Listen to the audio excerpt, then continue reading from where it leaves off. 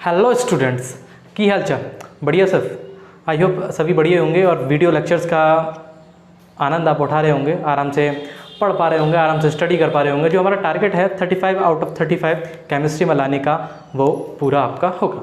और एक और मैं आपको खुशखबरी देना चाहता हूँ, जॉइन बटन हमारे चैनल को मिल चुका है। जॉइन बटन मेंबरशिप के लिए, जो भी लोग मेंबरशिप लेना चाहते हैं तो स्पेशल वीडियो उनके लिए ही होगी, और जो लोग मेंबरशिप नहीं लेना चाहते, फ्री वीडियो देखना चाहते हैं, तो उनके लिए अलग से वीडियो आती रहेगी। आज जो हम टॉपिक के बारे में बात करने वाले हैं, क्योंकि प्रीवियस लेक्चर्स में हम राउट्स लॉ के बारे में बात कर चुके हैं, क्योंकि चैप्टर 2 के बारे में डिस्कस हम करने वाले हैं, उसी के बारे में डिस्कस हम कर रहे हैं। सॉल्यूशन चैप्टर के बारे में डिस्कस कर रहे थे, राउट्स लॉ को हम पढ़ चुके थे, और मैंने कहा था कि नेक्स्ट वीडियो में, नेक्स्ट पार्ट में हम हेनरीज लॉ के बारे में पढ़ेंगे। तो हेनरीज लॉ के बारे में सबसे पहले पढ़ने के लिए उससे पहले भी जान लेना ज़रूरी है कि सॉल्युबिलिटी क्या होती है। सॉल्युबिलिटी के बारे में देखेंगे, तो सॉल्युबिलिटी होती क्या है उसके बारे में देखेंगे। सॉल्युबिलिटी क्या होती है?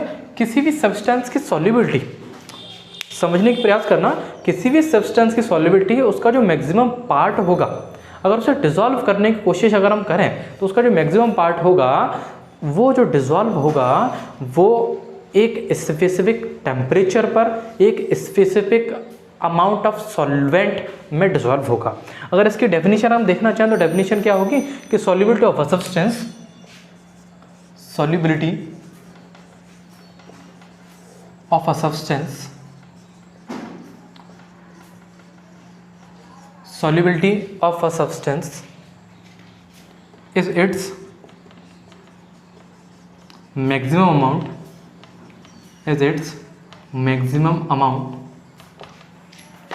that can be dissolved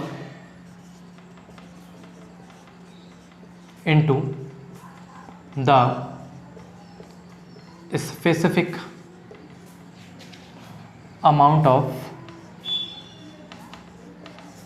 solvent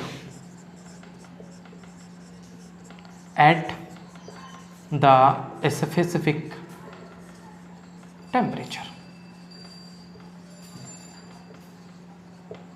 यानी किसी भी सब्सटेंस की सॉल्युबिलिटी होगी, उसका जो मैक्सिमम अमाउंट होगा, अगर उसे डिसॉल्व करने की कोशिश हम करेंगे, तो उसके लिए आपको एक स्पेसिफिक टेम्परेचर चाहिए होगा जो वो डिसॉल्व करेगा। यानी कि एक स्पेसिफिक टेम्परेचर पर ही हम किसी भी सॉल्युबिलिटी का, किसी भी सब्सटेंस की सॉल्युबिलिटी का मैक्सिमम अमाउंट उसमें डिसॉल्व कर पाएंगे, जब उसके लिए एक स्पेसिफिक सॉल्वेंट होना चाहिए, और उसी को डिसॉल्व करने के लिए एक स्पेसिफिक टेम्परेचर आपका होना चाहिए। ये डिपेंड किस पर करेगा? ये डिपेंड करेगा, इट डिपेंड्स अपॉन, ये फर्स्ट पॉइंट, ये second point, it depends upon the nature of solute and solvent. किस पर डिपेंड करेगा? Solute and solvent. ये जो डिपेंड करेगा वो नेचर पर डिपेंड करेगा। किसके नेचर पर? सॉल्यूट के नेचर पर और सॉल्वेंट के नेचर पर। नेक्स्ट की ओर बात करते हैं, तो नेक्स्ट जो इसमें हम पढ़ेंगे वो क्या रहेगा आपका कि solubility solid and liquids. Solubility solid से लिक्विड में कैसी रहेगी? Solid and liquids.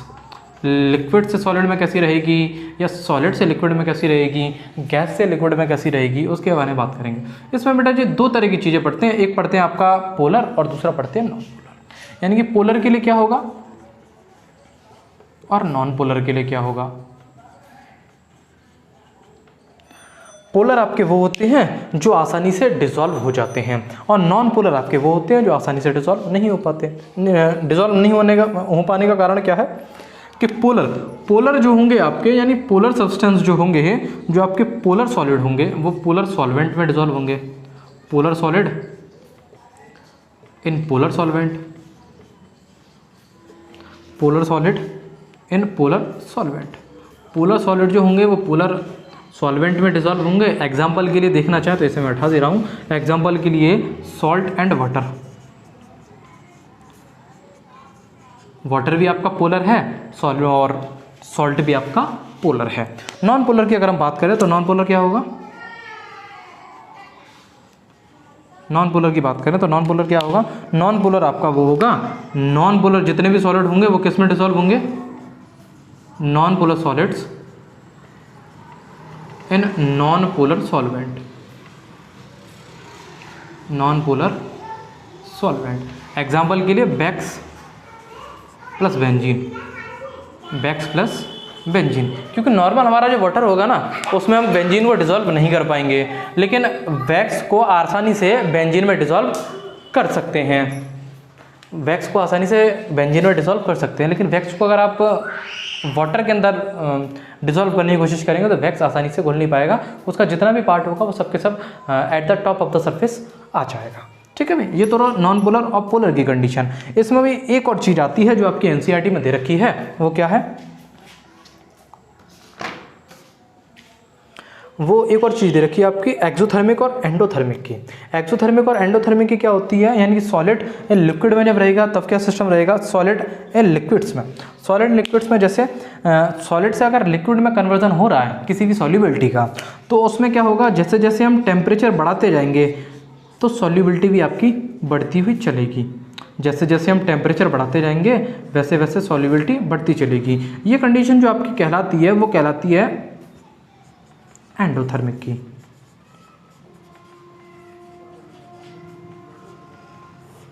कैसी की कहलाती है, एंडोथर्मिक कहलाती है। अगर सॉल्युबिलिटी आपकी एंडोथर्मिक है, if the solubility is endothermic, अगर सॉल्युबिलिटी आपकी एंडोथर्मिक है तो जैसे जैसे हम उसका टेम्परेचर राइज करते जाएंगे उसकी सॉल्युबिलिटी की भी क्या होगी, राइज होती चलेगी। ये तो रहा एंडोथर्मिक का केस। अगर यही केस आपका आ जाए एक्सोथर्मिक का, अगर सॉल्युबिलिटी कैसी हो, एक्सोथर्मिक हो, अगर सॉल्युबिलिटी आपकी एक्सोथर्मिक है तो उसमें क्या होगा, टेम्परेचर बढ़ाने के साथ साथ आपकी सॉल्युबिलिटी नहीं बढ़ेगी बेटा। टेम्परेचर अगर बढ़ाएंगे तो सॉल्युबिलिटी क्या होगी, सॉल्युबिलिटी डिक्रीज होती हुई जाएगी आपकी, solubility decreases when your solubility, and if the solubility is endothermic then temperature is increasing point, then the solubility is also increases, यानी जैसे जैसे आपका टेम्परेचर बढ़ता जाएगा सॉल्युबिलिटी भी बढ़ती हुई जाएगी। और बात करें अब एक्सोथर्मिक की, तो एक्सोथर्मिक की कंडीशन में क्या होगा, जैसे जैसे हम टेम्परेचर राइज करेंगे सॉल्युबिलिटी भी आपकी घटती। एक्सोथर्मिक की बात हो चुकी है, जैसे जैसे हम टेम्परेचर राइज करेंगे सॉल्युबिलिटी आपकी डिक्रीज होती हुई चलेगी। अब एक और वो आता है आपका, ये तो रहा सॉलिड्स एंड लिक्विड्स में, और दूसरा जो रहता है गैस एंड लिक्विड्स में। गैस एंड लिक्विड्स में होता क्या है कि गैस एंड लिक्विड्स में अब ये होता है कि लिक्विड्स में अगर आप गैस को डिसॉल्व करने की कोशिश करेंगे तब क्या होगा, उसका बेस्ट एग्जाम्पल समझने के लिए ये हुआ, जब कोल्ड ड्रिंक आप पीते होंगे, सबसे बेस्ट एग्जांपल रहता है किसी भी गैस को लिक्विड में डिसॉल्व करना, सबसे बेस्ट एग्जांपल रहता है कोल्ड ड्रिंक का आपका। कोल्ड ड्रिंक में जैसे जैसे हम देखते हैं कि कोल्ड ड्रिंक जितनी ज़्यादा फ्रीजिंग पॉइंट देगी, अगर उसे ओपन अप करेंगे, हम खोलने की कोशिश करेंगे उसे, तो एक गैस रिलीज होती है, वो गैस उसमें प्रेशर के थ्रू भरी जाती है। इसी को लेकर हेनरीज ने लॉ दिया था, यानी गैस को अगर लिक्विड के अंदर आपको डिसॉल्व करना है तो जाहिर सी बात है उसे प्रेशर देने की ज़रूरत पड़ेगी हमें।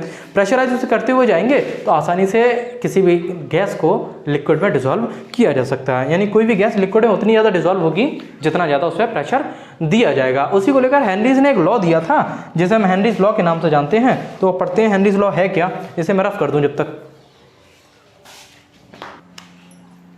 नेक्स्ट की बात कर रहे हैं, क्या है हेनरी लॉ।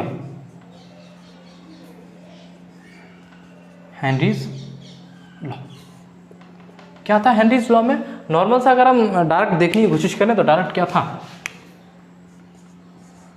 ये था। अब ये है क्या, सिंपल सा ये है आपका कि the partial pressure of a gas in vapour phase, जो पार्शियल वेपर प्रेशर होगा गैस का वेपर फेज में, वो डायरेक्टली प्रोपोर्शनल होगा अपने ही मोल फ्रिक्शन के जो सॉल्यूशन में प्रेजेंट रहेंगे। अब इसी को लिखने की कोशिश करते हैं कि हेनरीज लॉ प्रपोज दैट, या हेनरीज लॉ शो दैट कि the partial vapour pressure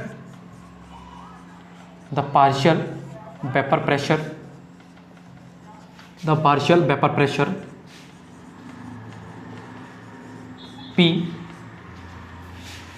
of a gas in vapor phase is directly proportional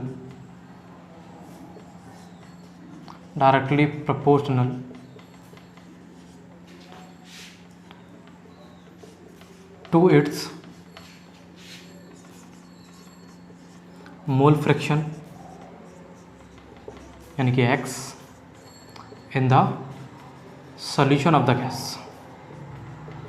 in the solution of the gas। Henry ने क्या दिया था? हेनरी ने बताया था जब पार्शियल वेपर प्रेशर होगा किसी भी गैस का इन वेपर फेज में, वो डायरेक्टली प्रोपोर्शनल होगा उस सॉल्यूशन में, उस गैस के सॉल्यूशन में मिलने वाले मोल फ्रिक्शन के।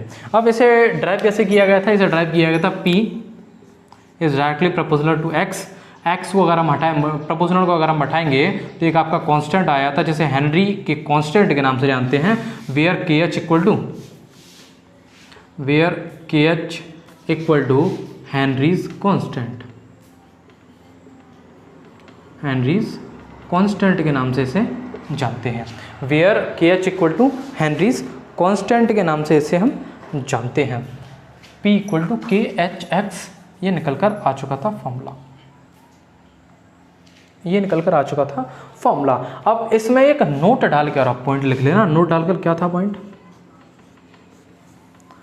अगर हेनरीज लॉ आपका गैसियस, जाहिर सी बात है गैसियस में लगेगा, गैसियस फेज में लगेगा या गैसियस स्टेट में लगेगा।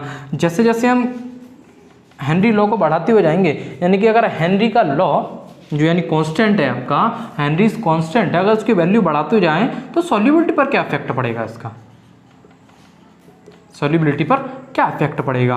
तो इस पर इफेक्ट सिंपल सा पड़ेगा। इस पॉइंट को आप नोट डाउन के लिख लेना या मोस्ट इंपोर्टेंट डाल के लिख लेना। सबसे मेन पॉइंट है कि जैसे जैसे हम हेनरी का कांस्टेंट बढ़ाते हुए जाएंगे, हेनरी के कांस्टेंट की वैल्यू बढ़ती हुई चलेगी, सॉल्युबिलिटी आपकी क्या होती चलेगी? घटती हुई चलेगी। सॉल्युबिलिटी क्या होती चलेगी? घटती हुई चलेगी। किसी भी गैस का हेनरीज कांस्टेंट अगर बढ़ते हुए फेज में जा रहा है, इंक्रीजिंग पॉइंट में जा रहा है, तो उसका जो सॉल्युबिलिटी होगी वो क्या होगी? डिक्रीजेस होती हुई चलेगी। ये दिया था हेनरीज ने लॉ। और हेनरी ने एक बात और बताई थी। हेनरी ने क्या बताया था कि एक ग्राफ प्रेजेंट किया था। ये ग्राफ जो है एक स्ट्रेट लाइन में चल रहा था, उन्होंने निकाला था हेनरी ने। ये ग्राफ जो शो आउट कर रहा था वो क्या शो आउट कर रहा था कि जैसे जैसे गैस पर प्रेशर बढ़ता हुआ जाएगा, जैसे जैसे आपका गैस पर प्रेशर बढ़ेगा, उसकी क्वांटिटी उतनी ज़्यादा और बढ़ती हुई जाएगी।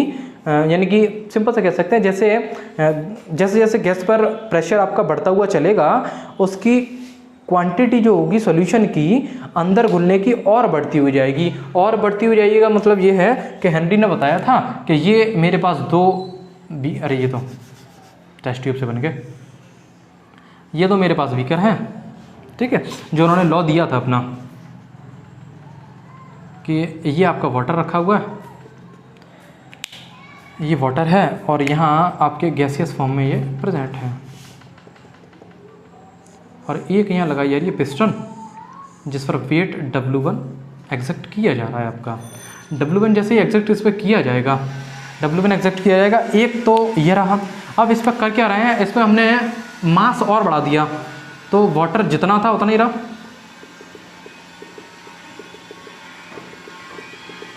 और जाहिर सी बात है गैसियस फॉर्म के कुछ जो पार्टिकल्स होंगे वो यहाँ भी डिसॉल्व हो रहे होंगे। अब किया क्या इन्होंने, 2 एक्स्ट्रा बाहर और रख दिए, तो यहाँ गैसियस की क्या हो जाएगी, गैसियस फॉर्म क्या हो जाएंगे और कंप्रेस होते चलेंगे।